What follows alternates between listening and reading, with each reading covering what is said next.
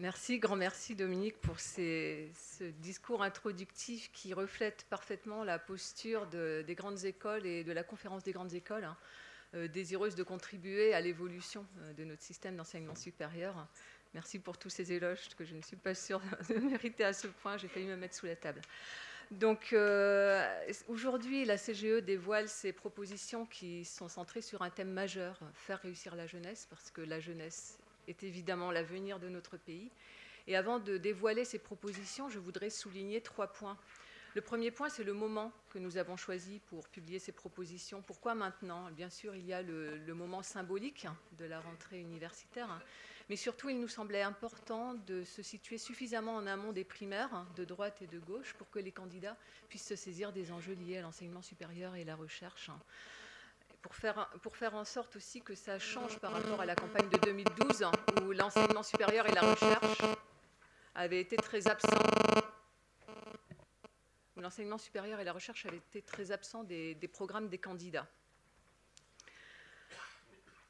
Et aujourd'hui, je crois qu'on peut se réjouir que les premiers candidats déclarés semblent se saisir effectivement de ces questions. Alors le deuxième point que je voudrais souligner, c'est le processus qui a conduit aux propositions qu'on présente aujourd'hui et qui sont issues d'un très large processus de consultation de nos parties prenantes et d'une réflexion collective.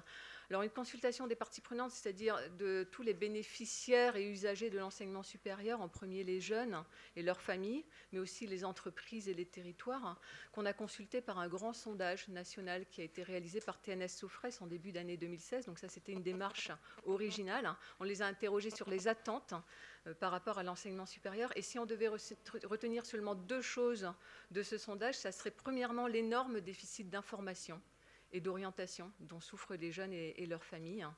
Et la deuxième chose, c'est le plébiscite des filières d'enseignement sup qui mènent à l'emploi, que ces filières soient courtes ou longues.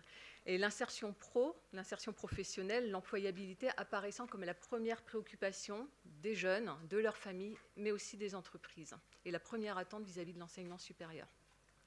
Alors après ce sondage, on a mis en place un colloque, le colloque du 12 mai, qui était très largement ouvert à la société, avec bien sûr encore les jeunes, les familles, les entreprises, mais aussi les territoires et les politiques. Colloque qui était centré sur 3 grands sujets qui alimentent les propositions d'aujourd'hui: le sujet de l'ouverture sociale, le sujet de l'efficience et de l'impact de notre système d'enseignement supérieur et le sujet du financement. Et les résultats des débats du colloque ont considérablement fait progresser les réflexions et alimenté nos propositions. Alors évidemment, nous avons également nourri ces propositions par des études spécifiques, par exemple l'étude qu'on a menée sur les regroupements de sites et les communes et l'articulation des écoles et des universités dans les territoires.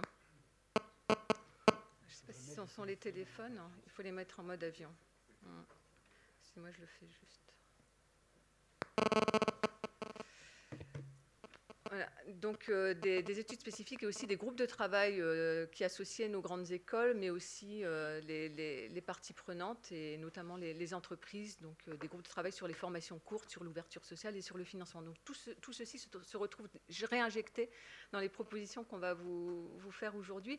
Et je voudrais insister sur le fait que ce sont donc bien des propositions collectives qui sont portées par la sphère des grandes écoles, par la voie de la conférence des grandes écoles. Et je voudrais rappeler que quand nous, à la CGE, nous parlons des grandes écoles, nous parlons des 222 grandes écoles membres de la conférence des grandes écoles, et pas seulement de Polytechnique, de HEC, de l'ENA, parce que je crois qu'il y a toujours ce problème de dialogue. On ne parle pas forcément de la même chose. Nous, on parle des 220 grandes écoles membres de la conférence des grandes écoles, qui sont toutes les écoles d'ingénieurs, de management, d'architecture, d'art, de design, de communication, de journalisme, sciences politiques, qui sont réparties sur l'ensemble du territoire national et qui forment 40% des diplômés de grade master du pays, donc des formations de masse, et donc une voix qui compte quand on réfléchit à l'évolution de l'enseignement supérieur de ce pays. Et je voudrais dire aussi que ces 222 grandes écoles sont à la fois des établissements publics, à 60%, mais aussi des établissements privés non lucratifs, de type essentiellement association loi 1901, école d'ingénieurs ou école de management notamment. Voilà. Alors, le troisième point que je voudrais souligner, avant de présenter les propositions, c'est le statut qu'on veut donner à ces propositions, qui sont pour nous avant tout une contribution au débat. Pour nous, le travail n'est pas fini, comme disait Dominique Gillot tout à l'heure. L'idée est bien de continuer à travailler, de mobiliser tous les autres acteurs de l'enseignement supérieur, bien sûr, mais aussi les organismes de recherche, les parties prenantes de l'enseignement supérieur et de la recherche, entreprises, étudiants, familles, territoires et politiques. Et c'est pour ça qu'on a ouvert, vous en avez les références dans les documents qui étaient disponibles à l'entrée, un site WordPress et un hashtag pour recueillir les réactions et continuer à travailler dans les mois qui viennent. Alors je vous propose maintenant de passer à la présentation de nos 24 propositions qui sont structurées en 5 leviers. Des leviers d'une transformation en profondeur de l'enseignement supérieur. Je présenterai les 2 premiers leviers, la réussite en premier cycle et l'ouverture sociale, puis je laisserai la parole à Hervé Biosser, vice-président de la Conférence des grandes écoles et directeur général de Centrale Supélec, sur le levier de l'enseignement supérieur comme ferment des dynamiques d'innovation et d'attractivité des territoires. Ensuite, Jean-Michel Blanquer, qui est président de la commission formation de la CGE et qui est directeur général de l'ESSEC, présentera le levier agilité et gouvernance de l'enseignement supérieur. Puis Laurent Batch, président de l'Université de Paris-Dauphine, nous parlera du financement de l'enseignement supérieur, sachant qu'il a piloté le groupe de travail de la Conférence des grandes écoles sur le sujet, groupe de travail qu'on a monté notamment en vue de la préparation de ces propositions pour les présidentielles. Voilà, donc je passe maintenant au premier levier, qui est d'offrir à tous les jeunes des parcours de réussite en premier cycle. Alors, on est tous d'accord sur le fait que face à l'augmentation des effectifs étudiants, on ne peut pas se contenter de dire qu'on accueille tout le monde. Et puis, advienne que pourra, encore faut-il faire réussir tous ces jeunes et les amener à l'emploi. Et nos propositions sont clairement ciblées là-dessus et reposent sur 3 mots-clés. Le mot-clé de l'orientation, le mot-clé formation professionnalisante courte et le mot-clé apprentissage. Alors, quand on parle d'orientation, on parle de politique, de mettre en place des politiques d'orientation actives et éclairées. Avant le bac, dès la 3e, par une meilleure connaissance des enseignants vis-à-vis de l'enseignement sup et par une meilleure proximité avec les entreprises pour la connaissance des métiers. Mais c'est aussi à l'entrée de l'enseignement supérieur, donc soit juste à l'entrée après le bac, soit après 1 ou 2 ans qu'on appelle des années de propédeutique et qui vont laisser le temps aux jeunes de s'orienter et de s'orienter en se fondant sur une meilleure compréhension par l'étudiant des prérequis, des exigences et des débouchés professionnels et des métiers. Nous pensons qu'il faut vraiment éclairer et responsabiliser les étudiants sur leur choix pour qu'ils n'aillent pas en masse dans des filières sans débouchés professionnels, quand d'autres sont plus porteuses et sont désertées, ou qu'ils s'engagent massivement dans des cursus qui vont les conduire à l'échec. Alors bien sûr, une meilleure orientation n'est pas suffisante pour limiter le taux d'échec en premier cycle. Et il nous semble qu'il manque tout un pan de formation dans l'enseignement supérieur. Et c'est pour ça que nous proposons de développer des formations et de développer massivement des formations professionnalisantes courtes en 3-4 ans. Formations qui à la fois répondent aux demandes, aux besoins des entreprises, du monde socio-économique et qui correspondent aux aspirations des jeunes, avec un objectif qu'on a fixé à 400 000 diplômés à horizon 2025. Donc là, on se situe quasiment au double des effectifs qu'on a actuellement dans les formations courtes IUT, BTS et licence pro. Pour nous, c'est un minimum. C'est un minimum qui permettrait de reposer la pyramide sur sa base avec des formations courtes et puis ensuite des formations plus longues à Bac+5 et Bac+8. Alors, dans notre proposition, ce qui est très important à comprendre, c'est que ce dispositif de formation professionnalisante courte est forcément couplé à des dispositifs permettant la reprise d'études et la formation tout au long de la vie. Les deux sont indissociables et c'est un véritable changement de paradigme de l'enseignement supérieur. Et si on n'est pas dans la course au diplôme le plus élevé, on est bien dans autre chose, des formations qui mènent à l'emploi et la possibilité de se former tout au long de la vie. Et ce n'est pas seulement un changement de paradigme, mais c'est aussi un changement de culture qui va contribuer à alléger le poids du diplôme initial qui grève l'enseignement supérieur et les trajectoires des jeunes en France. Le troisième mot-clé, c'est l'apprentissage. Alors bien sûr, au niveau de ce premier cycle, et notamment dans ces formations professionnalisantes courtes, mais je voudrais insister sur le fait que pour nous, l'apprentissage est un véritable enjeu dans tout le supérieur et à tous les niveaux, Bac+3, Bac+5. Et donc ça, c'est du côté des entreprises et du côté de l'enseignement supérieur. Alors, le deuxième levier qu'on propose, c'est l'ouverture sociale et en faire une véritable grande cause nationale. Le constat que nous faisons tous, c'est que notre système d'enseignement supérieur est aujourd'hui très fortement anti-redistributif, inégalitaire, puisque de fait, le constat, c'est que ce sont les jeunes qui sont issus des classes sociales favorisées qui bénéficient le plus de notre enseignement supérieur et le plus de notre enseignement supérieur public. Et donc, notre pays souffre de ce qu'on appelle l'écart social de diplomation, qui a été d'ailleurs très bien objectif de le réduire par 2. L'écart social de diplomation, c'est la sous-représentation des jeunes du milieu modeste dans l'enseignement supérieur et à contrario, la surreprésentation des jeunes issus des classes favorisées dans l'enseignement supérieur.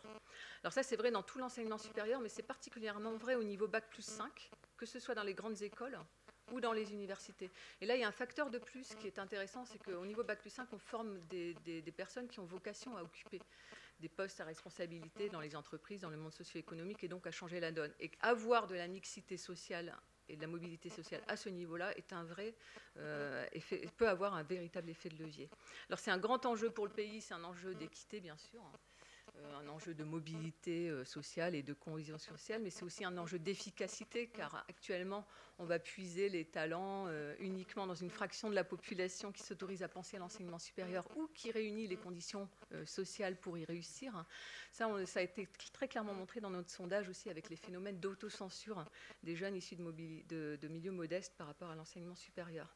Alors la grande difficulté, c'est que l'enseignement supérieur arrive tout en bout de la chaîne éducative, si on ne considère pas la formation tout au long de la vie, et que donc dans l'enseignement supérieur, on hérite des inégalités qui se sont formées au début de la chaîne, dès la maternelle et même souvent dès le préscolaire. Mais nous sommes convaincus, et nous sommes convaincus parce que nous en avons fait la preuve, avec toutes les multiples expériences réussies qu'on a menées dans les grandes écoles, et qui sont fondées sur un accompagnement des jeunes issus des milieux modestes pour les amener dans l'enseignement supérieur dans des trajectoires de succès et jusqu'à l'emploi. Et nous pensons qu'à partir de ces expériences, on montre qu'il est possible de gommer ce biais social. Et sur cette base, nous proposons 5 actions très concrètes. Premièrement, un programme massif d'inclusion sociale pour changer d'échelle. Et c'est le sens du pacte que nous avons signé à la conférence des grandes écoles avec la Fondation Agir contre l'exclusion et des associations et fondations et aussi l'APEC, parce que tout ne s'arrête pas à la sortie de l'école ou de l'université, mais derrière, il faut s'insérer, avec toutes les associations et fondations qui œuvrent dans ce domaine et qui ont déjà des programmes déjà pris. On a dans la salle Fratelli, je pense que Passeport à venir est là aussi, ils sont déjà je le vois, ils sont en train déjà de monter un consortium qui va pouvoir permettre d'être le socle pour que tout ça prenne essor. Deuxièmement, on propose un fonds national dédié à l'inclusion sociale, comme il en existe dans d'autres pays, notamment en Australie. On nous propose également un observatoire national, car actuellement cette question de l'ouverture sociale est insuffisamment documentée et insuffisamment pilotée. Nous, on a à la conférence des grandes écoles avec l'association Passeport à venir un observatoire de l'ouverture sociale, mais il faudrait vraiment que ça soit généralisé, l'enseignement sup, et qu'on aille beaucoup plus loin que ce qu'on fait actuellement. C'est très bien qu'on mesure le pourcentage de boursiers sur critères sociaux, qu'on mesure le pourcentage là-dedans de boursiers 5, 6 et 7, mais allons plus loin, il faut regarder aussi le niveau d'éducation des parents et tout un tas de facteurs qui empêchent ces jeunes d'accéder à l'enseignement supérieur. Il faut aussi, par exemple, quand on parle de l'apprentissage, il va falloir surveiller très attentivement comment l'apprentissage peut favoriser l'ouverture sociale. Il peut y avoir aussi des effets contraires à ce qu'on pourrait imaginer. Et puis on propose évidemment l'augmentation du nombre de bénéficiaires et de montant des bourses et le développement de l'engagement citoyen en faveur de l'inclusion sociale, de l'ouverture sociale, c'est-à-dire former et responsabiliser les jeunes d'aujourd'hui à ces questions-là quand ils seront en situation de responsabilité ou en situation d'emploi dans le monde socio-économique. Donc voilà les 2 premiers leviers qu'on propose. Nous allons maintenant passer à la présentation des autres leviers et ensuite on aura une place pour la discussion et le